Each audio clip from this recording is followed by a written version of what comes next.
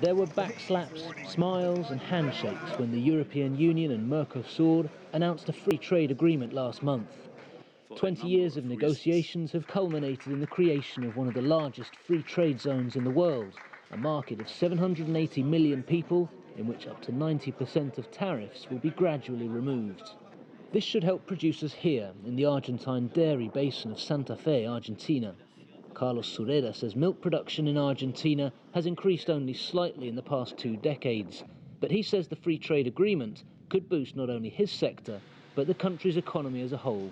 I think it should be favorable for all sectors, not only agriculture. I don't think it's just a question of some countries producing raw materials and others producing goods with added value, but the opportunity should be there for all the participating countries.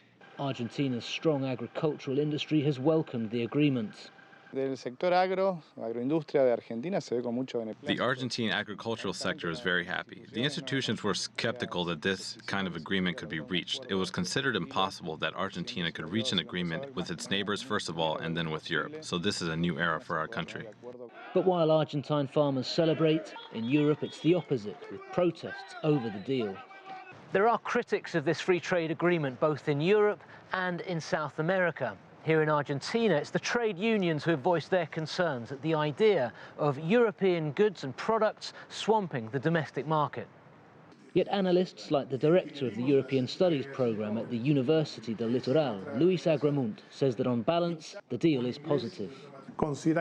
We must consider that there are sectors that could potentially win. There are other sectors that will potentially be affected and have to restructure. But the balance has to be seen as positive for MERCOSUR and each of the countries. MERCOSUR leaders meet this week in the first summit since signing the agreement.